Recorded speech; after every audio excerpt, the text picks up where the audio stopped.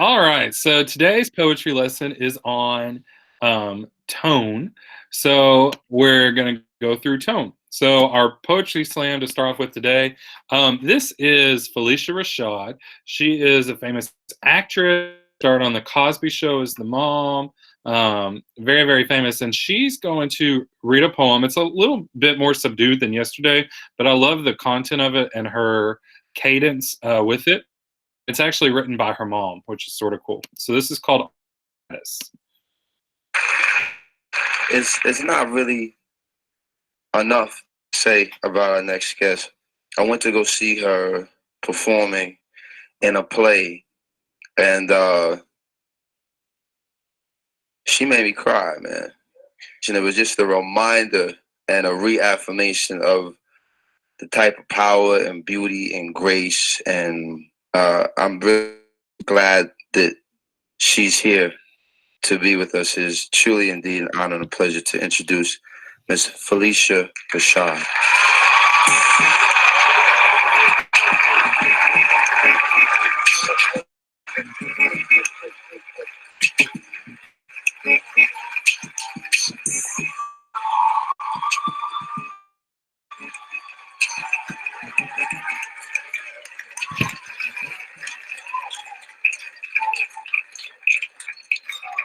Hi, baby. On Status is from Spice of Dawns, a book of verses by Vivian Ayres, who is my mother.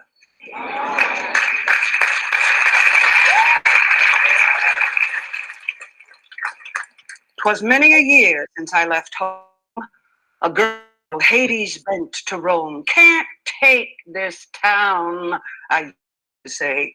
It's dull and quiet, country way. So I boarded a train, kissed all goodbye, and in my heart was a sentimental sigh. I would go to live in a city where buildings and people and hearts were bigger, while they remained to work and toil in a town whose thriving was of soil. For long it worked. I knew no distress. I even dared to write them less. What need had I for folk degenerate, whose living and thinking were out of date? That quiet day, I found myself confusion bound, problems high as Jack's beanstalk, and nobody with whom to talk. My dilemma was all my own. No counseling dad, no kindness shown.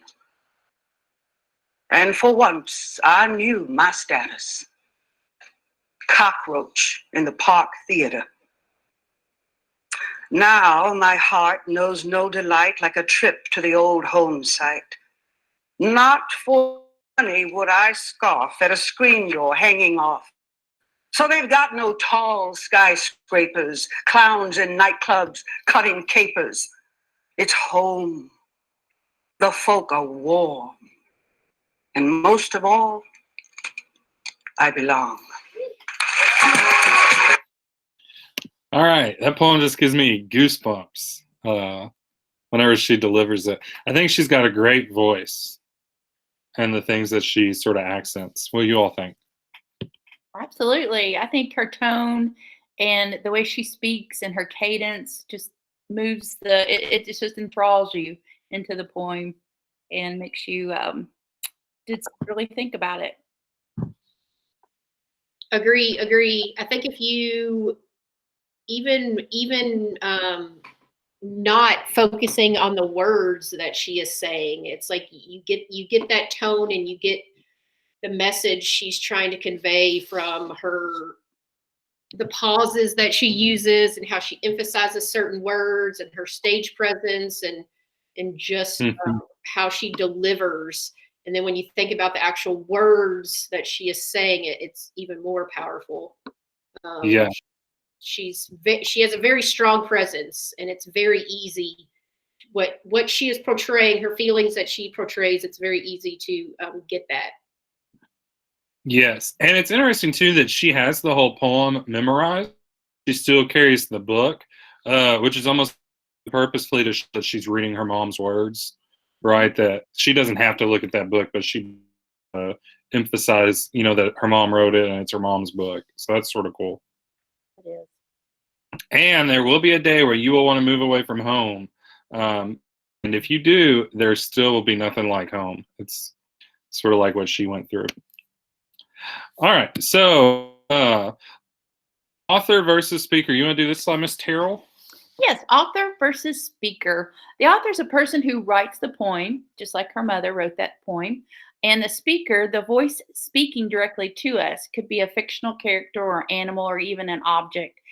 These can be the same people, but they sometimes are not the same people. So it's author versus speaker.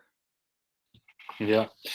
If never assume that like the person speaking in the poem is the author themselves, because I could write a poem from Miss Terrell or Miss Van Arstel's perspective, and I'm the author, so you wouldn't say, oh, Mr. Edwards thinks this if I'm writing what I think they think. Or it could even be the perspective of a tree or a frog, or something totally different. So you have to think about, what is the author and who is the speaker. Yeah, because obviously the tree or the frog didn't write the poem, so there had to be an author. All right, Miss Van Arstel, you want to do this one? Okay, so tone, that is what our focus is today. The tone is the attitude a writer takes toward his or her subject or audience. So when we talk about the tone, that is, again, the attitude the writer is talking about in that poem towards the subject or the audience. What kind of tone are they using? Yeah, it's just a sample of tone words.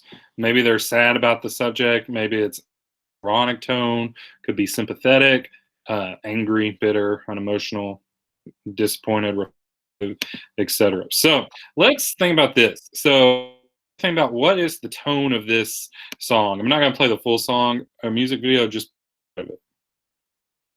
Now this is a throwback. A great throwback.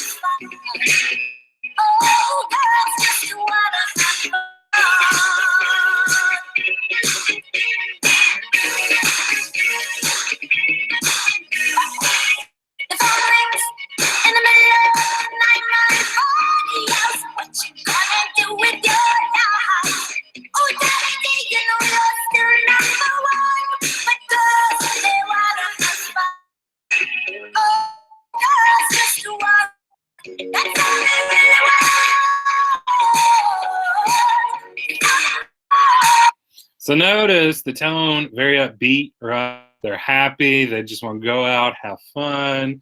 You can't contain them, right? They want to be free. Now notice this next one is the same exact words, but it has a really different tone.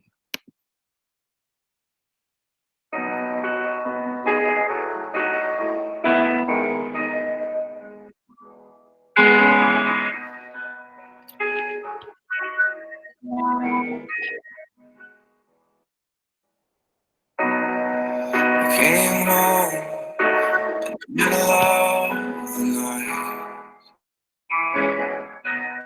My father says, what are you gonna do with your life? Well, Daddy dear, you're still not one. Oh, girl, they wanna have fun. Oh, girls, yeah.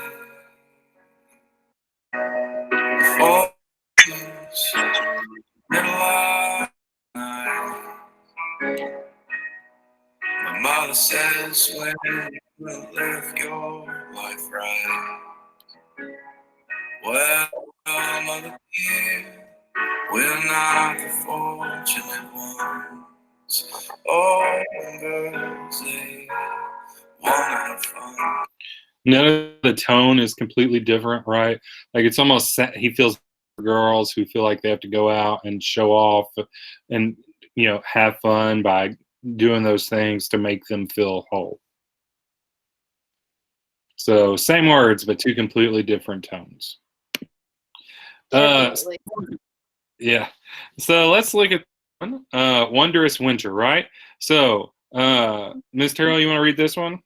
Wondrous winter, long sleek branches swayed to the music of the wind. A game of hide and seek, the clouds and sun do play. Blades of grass sleep under a sparkly blanket of frost. Winter's beauty transforms landscapes into wonderland. So if we think about the tone of this, right? Like the topic is winter. How does it feel about winter?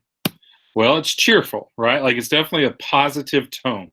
Here's our proof. We got the word sleek, sway to the music, hide and seek, play, sparkly, beauty, wonderlands. Now, think about this, written on the same exact subject. The first one, the author looks forward to winter. Miss Van Arsdale, you want to read one? Deadly winter. Barren branches pierce the sky, chattering in the shivering breeze. The clouds hold captive rays of the gloomy sunshine. Blades of grass brown and tattered from frost's sharp fingernails. Winter squeezes the last breath out of all that once thrived. Woo! Definitely. Yes. Definitely. How does this person feel about winter? Woo! Do not like it. It's gloomy. Yeah, very serious, negative. Yeah, exactly. Gloomy, shivering, chattering, barren, tattered, the sharp fingernails, etc. Now, here's the deal. In poetry, shift happens. Yes, you heard that right. It will help you remember it, right? Because it sounds like something else. But shift happens in a poem. Most poems are going to have a shift in tone.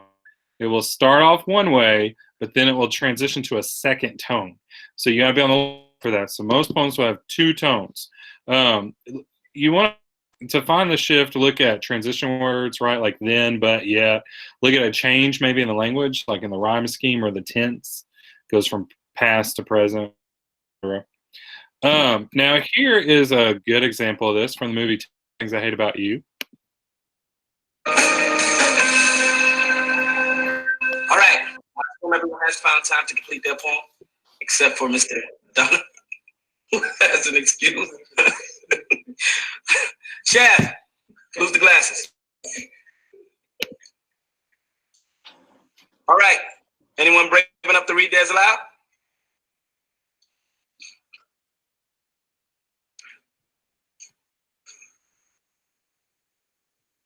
I will.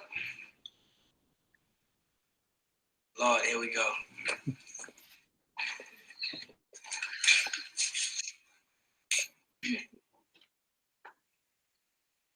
I hate the way you talk to me and the way you cut your hair. I hate the way you drive my car. I hate it when you stare. I hate your big dumb and the way you read my mind. I hate you. It makes me. It even makes me rhyme. I hate it. I hate the way you're always right. I hate it when you lie. I hate it when you make me laugh. Even worse when you make me cry. I hate it when you're not around and the fact that you didn't call. I hate the way I don't hate you. Not even a little bit. Not even at all.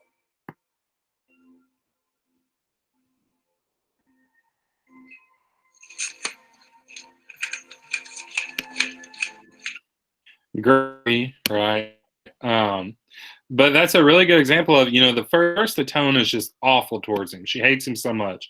Then at the end, the tone is one that's radically different because she realizes she doesn't hate him at all. And that's what she hates. So that's it for today. That's our tone lesson. Just remember that, you know, tone is how the author feels about it. There, a lot of times we'll have multiple tones in a poem. You want to keep that in mind while you're reading your poems. You have anything else to add? No, I want them to have a great day, and I just wish we were there with you in the class. Yep, Yeah. guys. We've probably had a shift in tone since at first we sort of liked, you know, learning and teaching from home, but now I think we all miss normal classroom. We definitely do. All righty. Well, that is it for today. So we will see you guys tomorrow. See you guys. Bye.